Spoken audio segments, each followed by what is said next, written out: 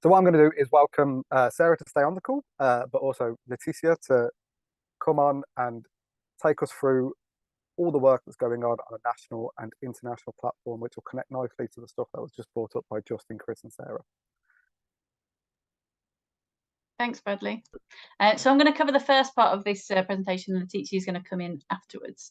But it's all about uniting cities through urban food cities networks. Next slide, please.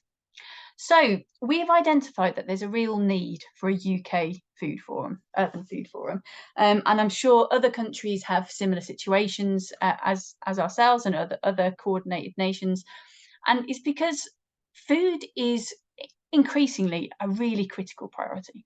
And it's critical for the municipalities, the local authorities, and we need to be able to create more sustainable, resilient and healthy food systems and environments to meet our goals. But it's quite a complicated thing to achieve. And there are some amazing partnerships out there. We're going to discuss some of the networks shortly. And we've just identified, whilst we've been developing this strategy, that we had a lack of the how-to aspect of not just what do we want to be able to implement in local authority settings and in policy, but how do we do that, and how do we influence a very complex interconnected area such as planning, procurement, business and commercial development, and how can we make sure that we're all supporting better food outcomes, and we can do that in the context of local authority or municipality action. So the UK Urban Food Forum is specifically being developed to facilitate direct access for local authority officials working across a broad spectrum of food issues to connect to other people in that same sort of space.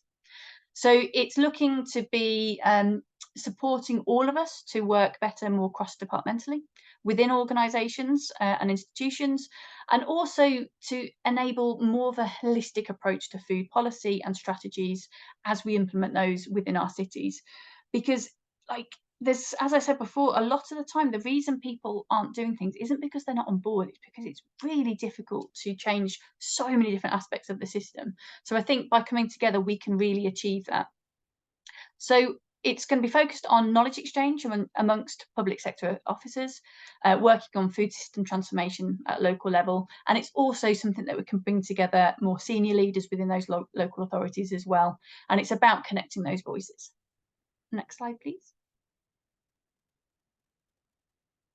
So here are some of the networks that already exist, are really, really valuable. If you're not a member of some of these and they're applicable to you and where you are, I really recommend looking into them. So the first one is Sustainable Food Places. So this is a local food partnership programme. It brings together food partnerships across the UK, and it drives innovation and best practice about all aspects of healthy and sustainable food. And it's very much a city-wide partnership approach. This isn't about local authority policies. This is about how an entire city or region or like local food system can be shaped. So they have great initiatives like an award programme. So we've just applied for our silver award at Sustainable Food Places.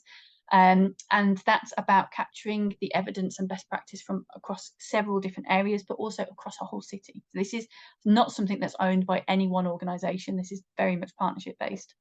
They have really great network and peer support. So there's thematic webinars and workshops and guidance documents and toolkits.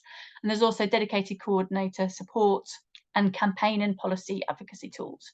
So the perspective there is how partnerships can influence policy, whereas we're in an interesting space from our perspective because we're passionate about the partnerships and we're also passionate about the policy side. So as I said, the key audience to the Sustainable Food Places is local food partnerships and enabling and empowering coordinated action on a local level. So please do look them up if you haven't already and you're based in the UK. Eurocities is a network of major European cities that bring together more than 200 cities in 38 countries. And this is across a broad range of policy areas. So it's not just about food, but food is one of those pillars that they work on.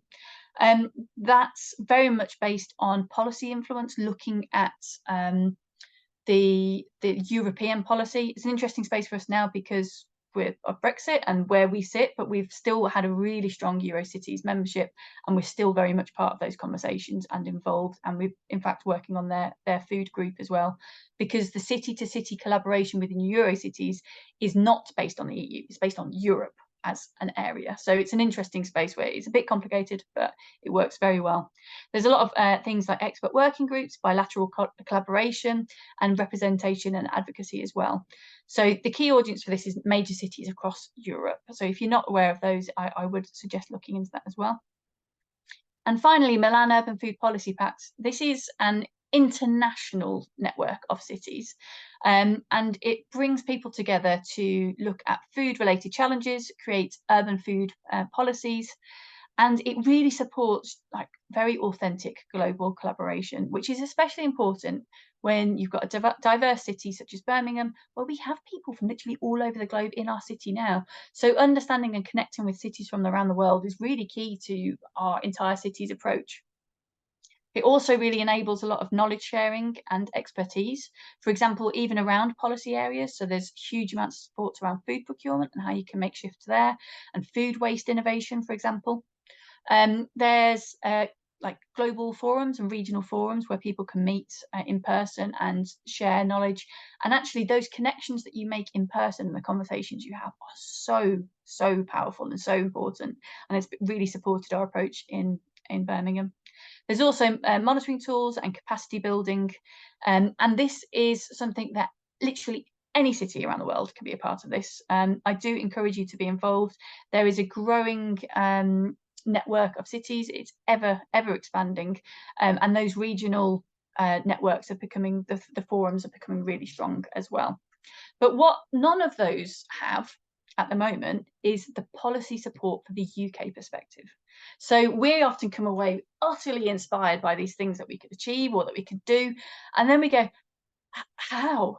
I mean, luckily I like a challenge, so that's okay, but there's so much that we've discovered over the last 2 years that we also want to be able to share in a coordinated way, because we have many conversations, all sorts of different policy officials and cities that say, oh, how did you go about creating a city? How do you overcome this? How did you do that? And actually there's loads of things that we can learn from all those cities as well. So rather than having lots of siloed work and conversations, what this network will help to achieve is a culture of continuous learning and improvement between and among the local authorities in a food system. It will enable us to share knowledge and best practice and innovative approaches. And especially when there's really complicated challenges that sometimes you really need to go into detail. And at a typical conference, most people aren't interested in that level of how to, but that's the stuff that actually turns something from a concept and into reality. We want to build capacity, because there's very few local authorities that are fortunate enough to be able to have a team such as ours, a food system team. We benefit from the sheer size of Birmingham that we've been able to have this coordinated action. But in many other areas, they may have a single food policy officer. There may be single people that work on particular objectives. But if we can empower people, we say, actually, this is something you can just pick up and run within your local authority, and this has been tried and tested. That is really empowering for places, especially when people don't have teams and the capacity to be able to work it all out themselves, because they're trying to challenge absolutely every issue that there is in their system. It can also encourage collaboration and partnership, both amongst the leaders and the decision makers, to embed food policy into ongoing council agendas. It will help us with scaling initiatives through internal and external funding. And I think that coordinated voice really supports those conversations at that level. And it will increase local authority engagement on food policy and food system transformation. And it can help improve public trust in local food system issues and solutions, especially because everything happening in silo means that people don't feel like there's coordinated action, but that is something we can overcome. In terms of membership, we would like it to be open, and it's people who are involved at that city strategic level, the infrastructure of how you make these things happen, that sort of perspective. So we need officers involved and partners across multiple local authority directorates. So all those that are connected to food. So that could be things like public health, environment, economy and culture, sustainability, planning, transport, environment, education. And we need to make sure we're including senior officials to have that political buy-in and that strategic level thinking and the direction of funding and capacity and time of the workforce. But also, really importantly, the people who are operationalising things on the ground, the people who need to know the how to. The structure that we're taking is really building on the existing networks. We don't want to recreate the wheel. We want to strengthen the existing infrastructure. So we've got the sustainable food places on a local level. I'm sure other countries have similar sorts of local approaches. We've got the Milan Urban Food Policy Pact on an international level. And what we want to do is build on the structure of those sorts of approaches to make sure we follow the framework and share knowledge in that way. So the Milan Urban Food Policy Pact has a framework for action that looks at topic areas including governance, sustainable diets and nutrition, social and economic equity, food production, food supply and distribution, and food waste. And this is something that is paralleled in lots of networks we've got. So if we can have this common language, it means when we're capturing case studies and overcoming barriers, we're all talking in the same sorts of context. And what we want to do is make sure that we identify the leaders for each of these areas and those that can help support the dissemination of best practices and approaches for implementation. And the more we can build this narrative, if somebody comes in that's new to a local authority, they go, oh, I'll go speak to this person or go connect to this network group, because we can learn a lot from how they went about it. And the participating cities will facilitate that cross-departmental collaboration as well within their organisation. And that links a lot into the governance area and how you actually do this in reality, and how to successfully deliver particular policy objectives, how you do things like healthy catering commitments or creating sustainable food procurement specifications, restricting advertising policy around schools and across the city, looking at school meals, and free school meals to support children who require it, and how you can overcome things like food waste strategies. There's certain areas in the country that have been collecting food waste separately for years, and then Birmingham's on the start of that journey now, so there's a lot we can learn from other people. So this will be the structure that we're building, but this is very much a co-owned approach. This is going to be something where cities can just come together and more effectively share their how-to. Now I'm going to pass it over to Leticija to share one of the examples of best practice that we've been working on recently. Great, thank you very much, Sarah. And I would just like to start by echoing some of the stuff that Justin has mentioned this morning about the importance of food justice that Birmingham has been kind of developing over the last few years, this momentum, not just in Birmingham, but nationally and internationally, to get together the cities and the political leaders to really look at this system approach, which feeds very nicely into the framework that Sarah has described that is being developed by the MUFPP. So the experience of the pandemic has really kind of shown that harsh and hard light on the fragility of our food security within our city, and especially how it's been exacerbated in those communities that are already more deprived. So we have been very lucky that we work in a city where our politicians and leaders understand the importance of food to our city, and that food is not just important for health, it's also important for our economy, and it's important for our sense of identity. So this food justice pledge really came out of a series of conversations during the COVID pandemic, where we were sharing with cities across the world how difficult it was to feed the people and how challenging it was to find those right solutions.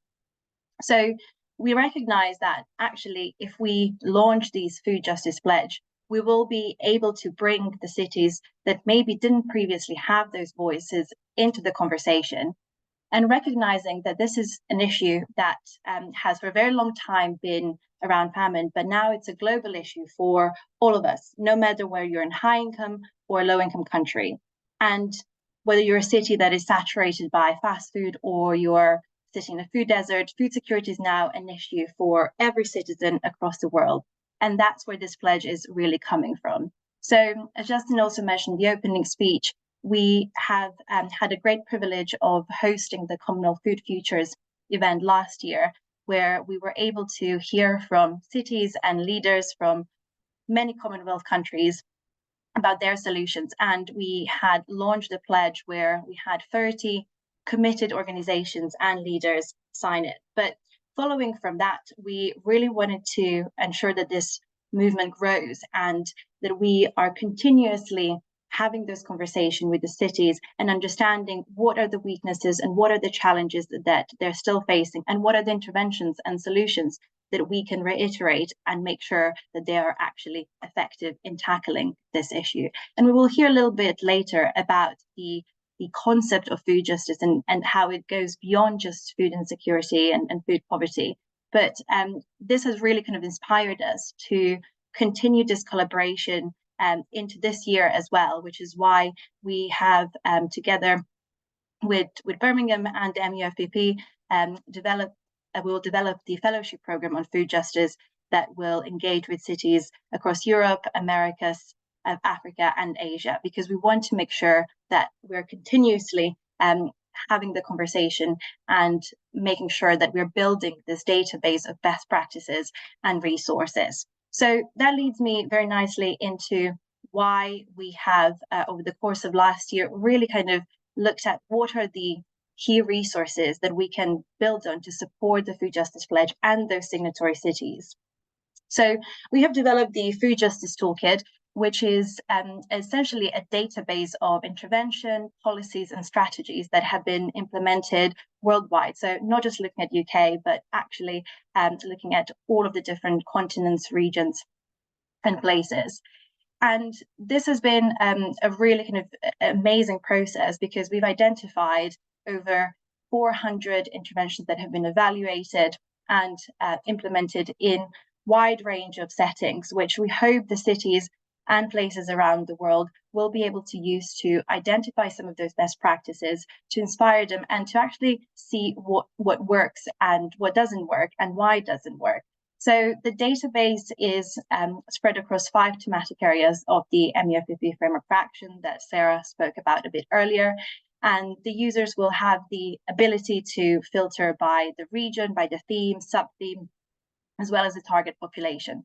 So it's a really rich resource that will hopefully inspire and provide a lot of best practices for cities to be able to implement in their own localities. And accompanying the database, we developed the supporting document, the self-assessment tool, to help cities identify start thinking about what are those key facilitators or barriers that they have in their cities, whether that's the lack of political leadership, intergovernmental collaboration, lack of inclusive spaces to have the conversation, funding. So those issues sometimes get overlooked and we might not think about it in a structured way. So we're hoping that this self-assessment tool will help cities understand their strengths and weaknesses, identify the right stakeholders to engage with, to progress action in that area, and then utilize the database to identify the potential interventions that will be suitable to apply in their own settings. So hopefully this gives you a little bit of a taste of why we've developed this resource, and we really hope that you will explore this database and also complete the self-assessment and share with us, because we want to build on those best practices and enrich our understanding and knowledge of what is happening to tackle this issue globally. And I'm just going to finish off by giving a little bit of an overview what is happening nationally. So in the process over the last 6-7 months, but also for the process of developing the strategy, we really wanted to reach out and understand what's happening, what are the other local authorities doing across a number of key issues and policy areas that we are interested in. So I know that there is a lot more that's happening across the country, but these are just a few of the examples that we have learned from, and places that we have learned for. So some of those are already members of the Milan Pact.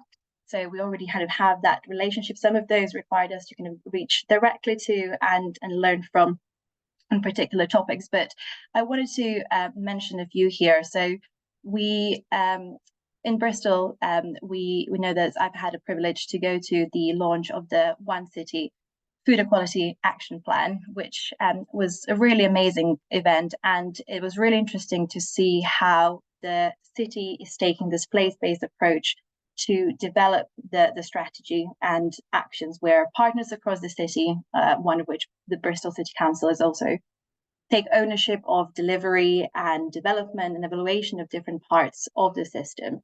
And one of the priorities that was really interesting, because this is something that we would like to learn more about in Birmingham, is how to expand the growing capacity, for example, within the city, and make it more accessible and equitable for people from all different communities and backgrounds.